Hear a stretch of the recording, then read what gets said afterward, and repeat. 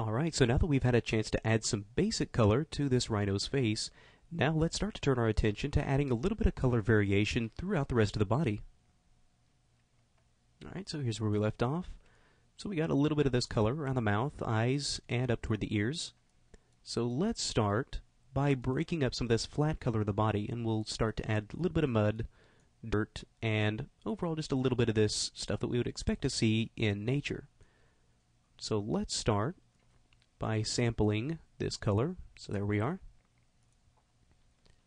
Let's collapse this over to the side, expand this, and we'll try to find a color that's somewhat close to kind of a mud type of color. So maybe something a little bit more over in the orange side of it. Maybe try to bring this a little bit further over. There we go. That's starting to get a little bit closer. Okay, so let's start with that, sort of this basic kind of a mud type color. So right now, what you'll notice, if I make sure I turn off my Z add, is if I come in and try to make a stroke, it's just this flat, single colored stroke, right? And that's not exactly what I want. What I want is something that's going to be a lot more spaced out. Alright, so I'll just go ahead and undo that, and we'll switch from this dot stroke to what's called the colorized spray. Now what this will let us do is actually get a little bit of variation in each one of these dots and a slightly different color than what we have here, so it'll actually vary that a little bit more. Alright, so you can see as we paint how we get a little bit of that variation and a little bit of randomization. It still, though, is going to be a little bit tight as far as the stroke is concerned, not quite the color variation that we want. Alright, so I'll just undo that again. And let's come in back to the color spray, and if you select this particular stroke, you can see down toward the bottom that we do have a few controls as far as the placement, which will let us scatter this out a little bit more. And it looks like also the scale variance is set pretty high, so that way each one of these little dots is a little bit different size. And now you can see how we get a little bit different result. Let me actually undo that one more time. And before I start to make some of these strokes, let's begin by taking this RGB intensity way down so we can make sure that these colors blend in a little bit more naturally. And a lot of times I just will start by adding a lot of these randomized points.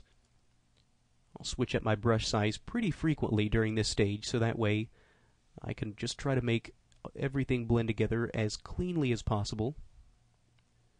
So come in and make a few of these strokes down along the back area. And start to carry these up and around, and really just trying to come in and adjust the brush so that it breaks up this flat color a little bit more.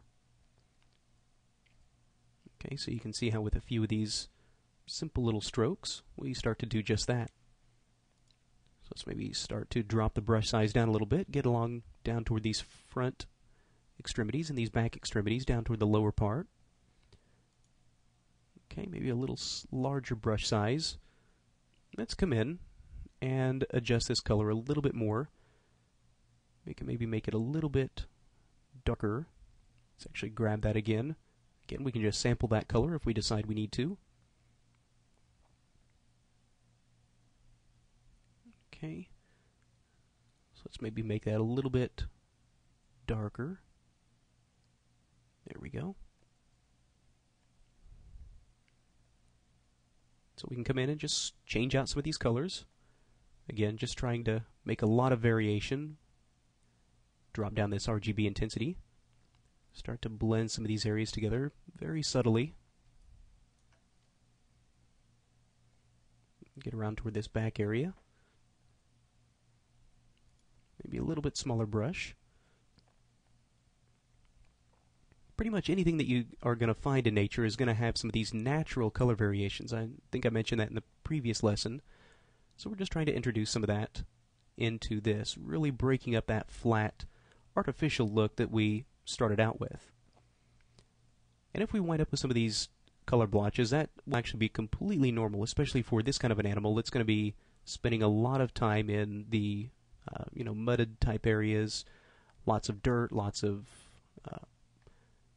just things that can get onto this creature. Okay, so let's come in. Again, just continuing this process. Okay. So that should get us a pretty good starting point. Now we can begin, once we have a lot of this stuff set up, is we can come in and begin to add some of these secondary colors. You know, some of these dried mud flakes and things like that. Let's start first by adding just a little bit of noise variance onto this as well.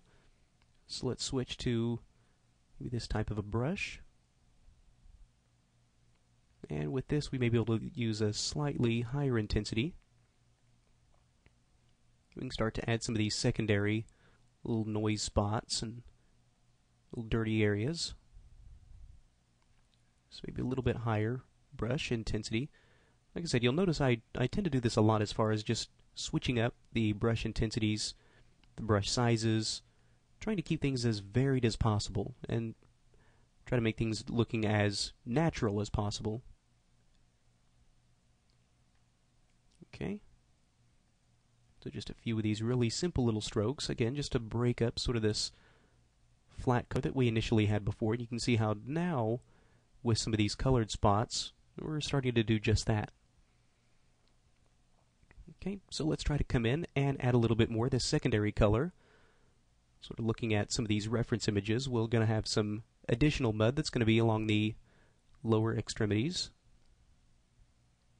Alright, so let's see what we can do. Let's switch over, maybe find a little bit darker color, or something that's going to be a little bit more of a earth type color for this sand and mud and things like that. So let's switch up the alpha again. Let's try something that's got a little bit of variance in it. Maybe not quite that much. Okay, let's try something like this. Again, larger brush size. Nice light strokes.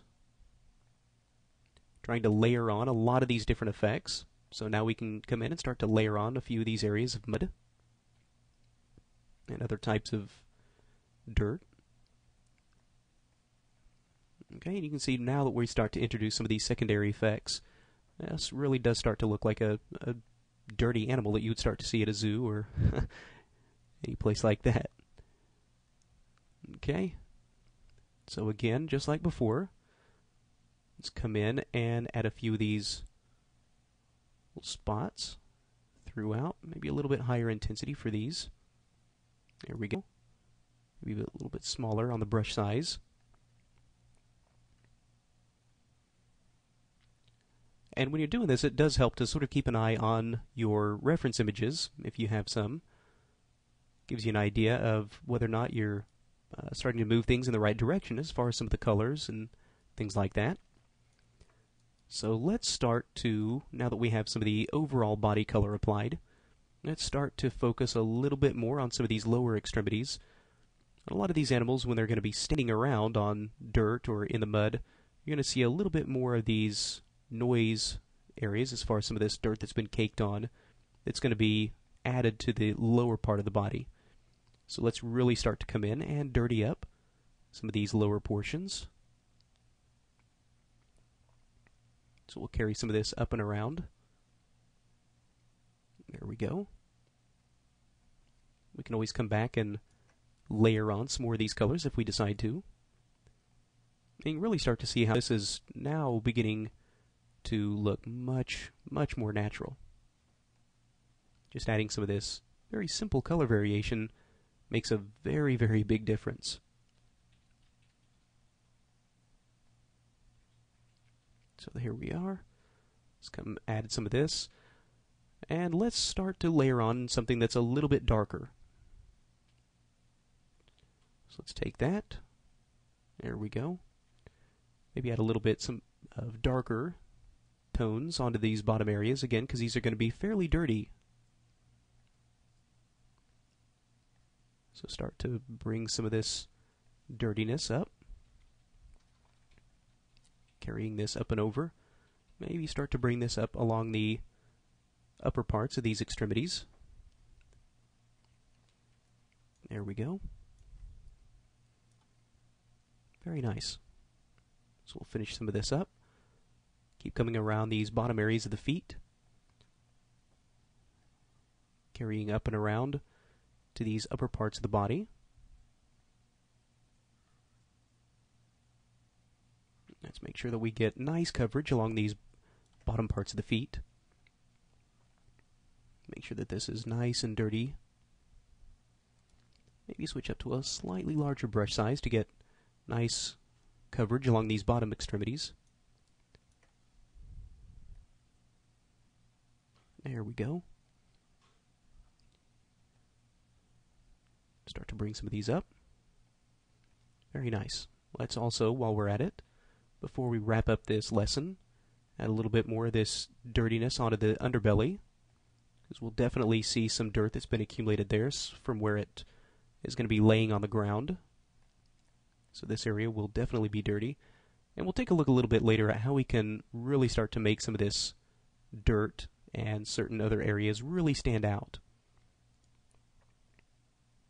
Okay, looks like we forgot to add a little bit of this color variation back here. So we can always come back and get that. Again, varying brush sizes, varying brush intensities. And the tablet does make this whole process quite a bit easier. The fact that we do have that extra level of control with the pressure sensitivity. Let's bring that up to maybe an intensity of about 2. There we go. And before we wrap this up, we can start to bring a little bit of this color up into the face as well.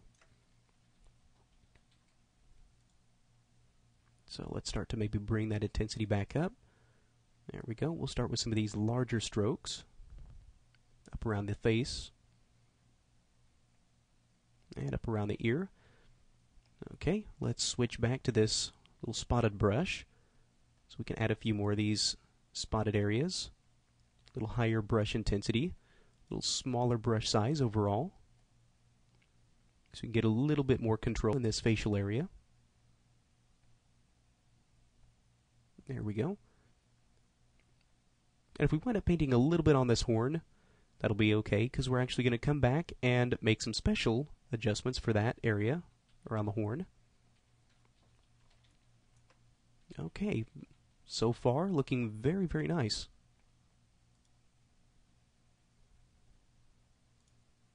Start to drop this intensity down a little bit further.